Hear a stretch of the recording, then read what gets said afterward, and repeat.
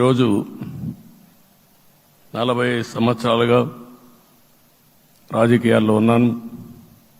నేను ఎప్పుడు కూడా రాగద్వేషాలకు అతీతంగా రాజ్యాంగంలో ఏదైతే మనం ప్రమాణం చేస్తామో రాజ్యాంగాన్ని అనుసరించి అదే విధంగా పనిచేశాను. మళ్ళీ ఈరోజు మీ అందరికీ హామీ ఇస్తున్నాం. నాకు అలవాటు ప్రజల కోసం కష్టపడడం, అవిశ్రాంతంగా పనిచేయడం, పోరాటాలు మాత్రమే నాకు తెలుసు. ప్రజాహితం మాత్రం తెలుసు. తప్పకుండా దాన్ని నిలబెట్టుకుంటా. ఇన్ని దశాబ్దాలుగా కూడా ప్రతి అడుగు కూడా మీరు ఒకసారి చూస్తే ప్రతి ఆలోచన, తపన అన్నీ కూడా ప్రజల కోసమే చేశాం. ఈరోజు మనకిచ్చింది ప్రజల అధికారం కాదు, ఇది ఒక పవిత్రమైన అత్యున్నతమైన బాధ్యత మనకు అప్పచెప్పారు. ఈ విషయం అనుక్షణం ప్రతి ఒక్కరూ మనం గుర్తుపెట్టుకోవాల్సిన అవసరం ఉంది. నేను 14 సంవత్సరాలు దగ్గర ముఖ్యమంత్రిగా ఉన్నాను. 15 సంవత్సరాలు ప్రతిపక్ష నాయకుడిగా పనిచేశాను. ఎన్నో సవాళ్లు చూశాను, ఎన్నో సంక్షోభాలు చూశాను. ప్రతి ఒక్క సంక్షోభాన్ని ఒక అవకాశంగా మలుచుకుని ముందుకు పోయాం. ఈరోజు కూడా మీకు అందరికీ ఈరోజు రాష్ట్రంలో మనం చూస్తే చాలా సమస్యలున్నాయి. నా అనుభవాన్ని మొత్తం తీసుకుని పూర్తిగా మీ అందరి సహకారంతో, మిత్రులు పవన్ కళ్యాణ్ గారి సహకారంతో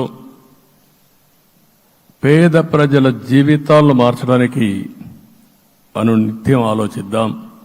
అది చేసి మన నిజాయితీని, మన కృతజ్ఞతని ప్రజలకు తెలియజేద్దాం. అందుకని ఇంకొక పక్క మీరు ఆలోచిస్తే రాష్ట్రం పూర్తిగా శిథిలమైపోయింది. దెబ్బతినని వర్గం అంటూ లేదు. అందుకనే ఓసారి ఆశ్చర్యం కూడా వేస్తుంది. ఈ రాష్ట్రం నుంచి కూలి పనుల కోసం వేరే రాష్ట్రాలకు వెళ్లిన వ్యక్తులు సొంత డబ్బులు పెట్టుకుని వాళ్ళ యొక్క ఫుడ్ కూడా పాకెట్స్ తయారు చేసుకుని వచ్చి ఓటేసి మళ్లీ వెళ్లారు.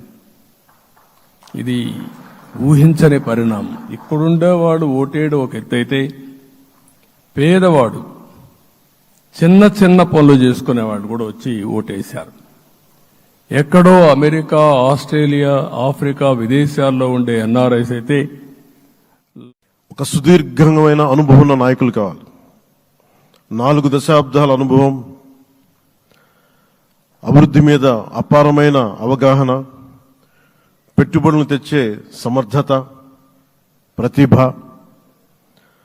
విదేశాల్లో ఉండే నాయకుల్ని మలేషియా దగ్గర నుంచి, సింగపూర్ దగ్గర నుంచి, యూరోప్ దగ్గర, అమెరికా నుంచి ఆ దేశాల అధ్యక్షుల్ని తెలుగు రాష్ట్రాల వైపు దృష్టి మళ్లించేంత శక్తి సమర్థత ఉన్న శ్రీ నారా చంద్రబాబు నాయుడు గారికి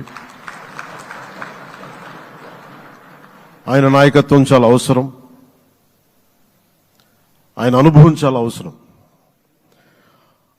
అలాంటి అపారమైన అనుభవం ఉన్న వ్యక్తిని, అనుభవం ఒకటే కాదు, ధైర్యశాలి. ఈ రోజుకి నాకు ఒకటే గుర్తుంటుంది. మన తాడేపల్లిగూడెం సభలో చెప్పాను, చాలా క్లేమోర్ మైన్స్ పేలిపోతే జీప్ ఎగిరిపోయి కింద పడితే చొక్కా దులుపుకొని ఆయన మళ్లీ వచ్చి రాజకీయం చేసిన వ్యక్తి.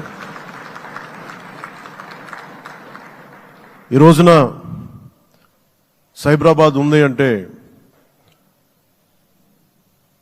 అది శ్రీ చంద్రబాబు నాయుడు గారి దార్శనికత. అలాంటి వ్యక్తి, ఆయన అనుభవం ఈ రోజున 2024 ఆంధ్రప్రదేశ్కి ఎన్డీఏ కూటమి తరపు నుంచి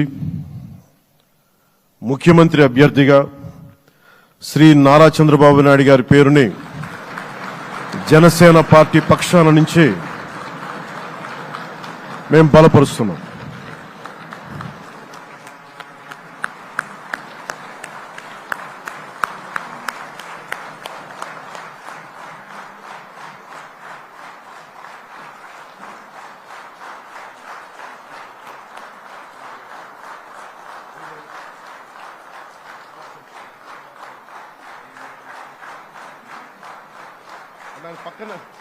ఇది నేను ఆయన పక్కన పెట్టుకుని చెప్పాలి. ఆయన నలిగిపోయారు. జైల్లో చూశాను ఆయన.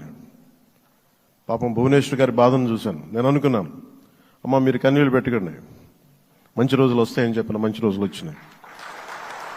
వారికి మనస్ఫూర్తిగా వారికి నా హృదయపూర్వక శుభాకాంక్షలు. మీరు అద్భుతమైన పాలన ఇవ్వాలి అందరికీ మనస్ఫూర్తిగా మీకు నేను తెలియజేసుకున్నాను సార్.